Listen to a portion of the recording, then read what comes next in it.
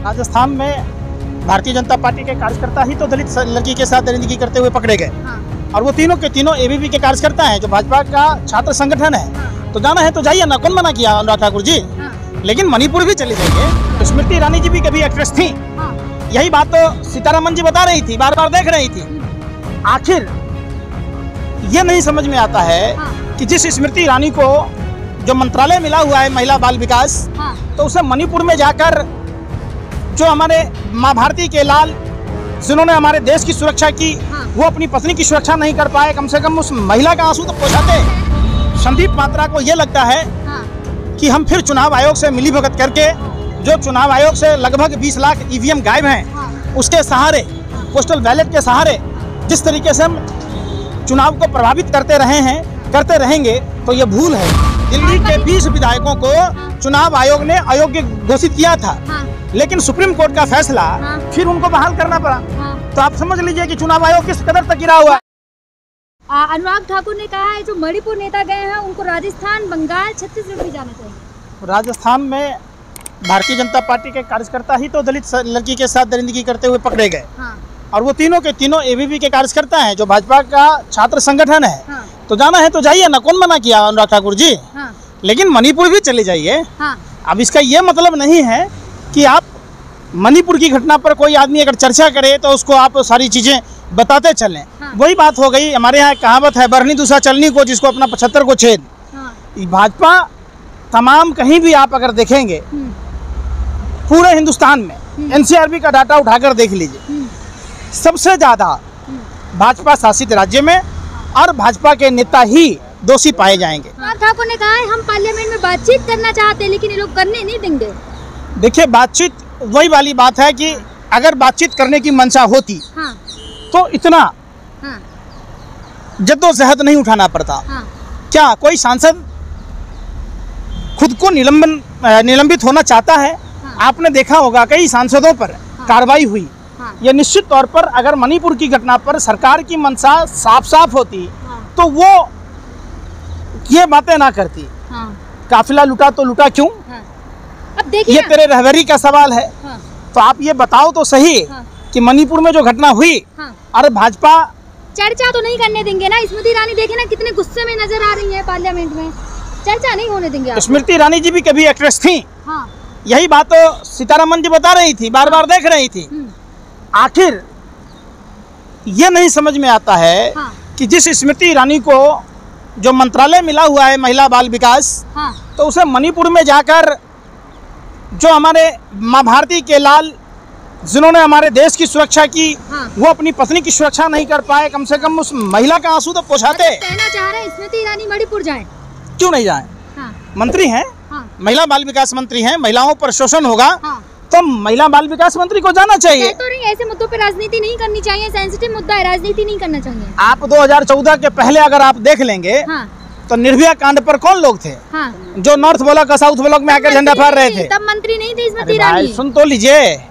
तो फिर वही तो मैं कह रहा हूँ कि आप सोचिए कि जो बातें ये लोग कहते वो डिफिनेट नहीं करते। और इनके कहने का मूल मकसद ये है कि कैसे लोगों का ध्यान डाइवर्ट किया जाए। संबित पात्रा ने कह तो दिया फिर एक बार कि 2024 में तो मोदी जी आना तय है।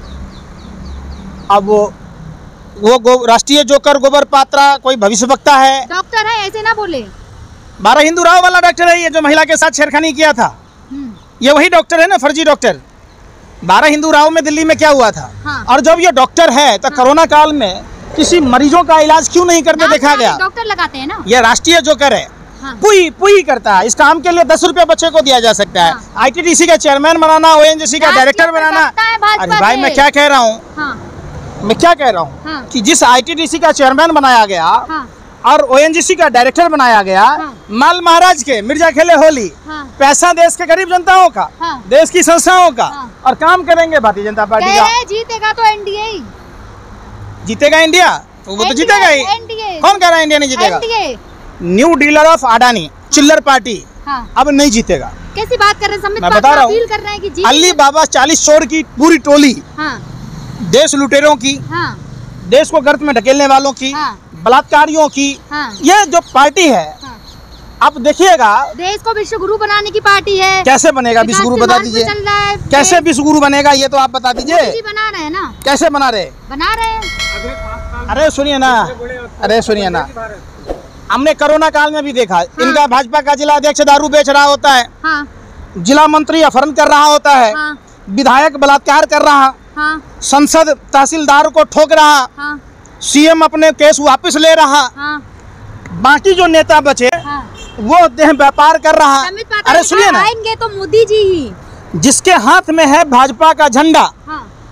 समझ लो वो है बलात्कारी और गुंडा। पूरे देश में कुकर्मियों का समूह। हाँ। देश के लुटेरों का समूह। हाँ। देश को गर्त में ढकेलने वाले का समूह। हाँ। भारतीय जनता पार्टी है। हाँ। लेकिन राष्ट्रवादी है। राष्ट्रवादी अगर होता, हाँ, तो आप एक बात बताइए, हाँ, देश की संपत्तियों को बेच रहा होता? अरे डेवलप कर रहे हैं आप, बेच रहे हैं, डेवलप कर रहे हैं।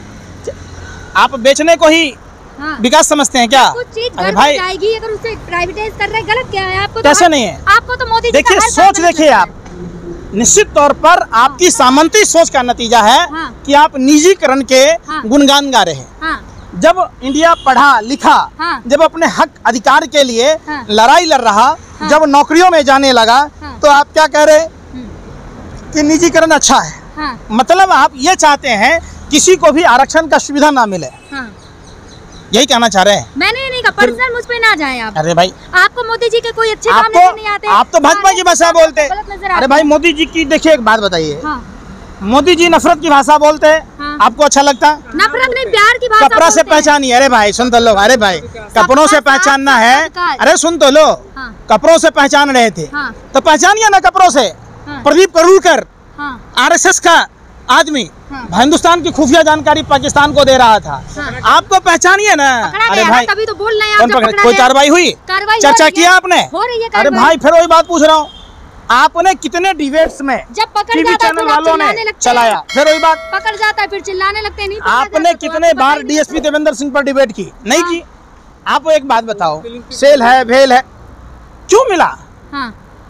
आप ही कातिल हैं, आप ही मुंसिफ हैं। फिर वही बात, अरे इससे बड़ा कोई सबूत होता है कि 12 लाख रुपया लेकर आतंकवादी को साथ ला रहा होता? अगर सुनो, अरे भाई सुन तो लो, आज अगर हम या आप होते तो जेल में सड़ रहे होते। लेकिन चूंकि वो डीएसपी देवेंद्र सिंह था, जो पुलवामा घटना के समय भी था, इसलिए उस पर कोई कार्रवाई नहीं हुई। नहीं तो पुलवामा को पता चल जाता है कि वो आरडीएक्स किसका है। क्या लग रहा है, संबित पात्रा जिस तरीके से अभी कुछ दिन पहले तक चुप थे, लेकिन आप बोले तो बोले कि 2024 में मोदी ही आएंगे। देखिए, देश में लोकतांत्रिक व्यवस्था के अंतर्गत चुनाव होने हैं।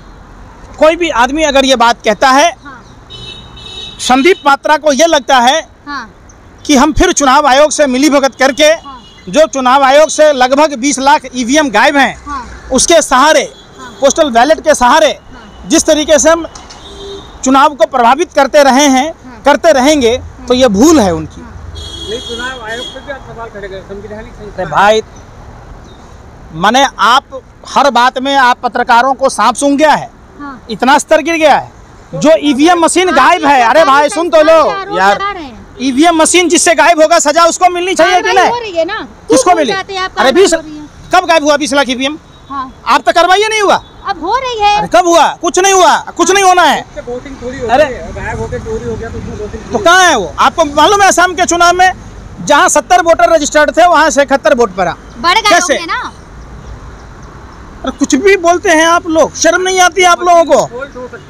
अरे भाई, मैं क्या कह रहा हूँ, वोट सुना रहे भाई, सुन भी तो लो। चुनाव के बाद ईवीएम मशीन पर्यवेक्षक के गाड़ी में जाएगा या भाजपा विधायक की गाड़ी में जाएगा? गाड़ी खराब हो गई होगी। यार कुछ भी हो रहा है। चुनाव आयोग एक संस्था है, सरकारी संस्था है, जिस पे अरे भाई सुन तो लो, मैं इसीलिए कह रहा हूँ, सुन नहीं रहे। आप लोगों को मोदी फिजिया की बीमारी है।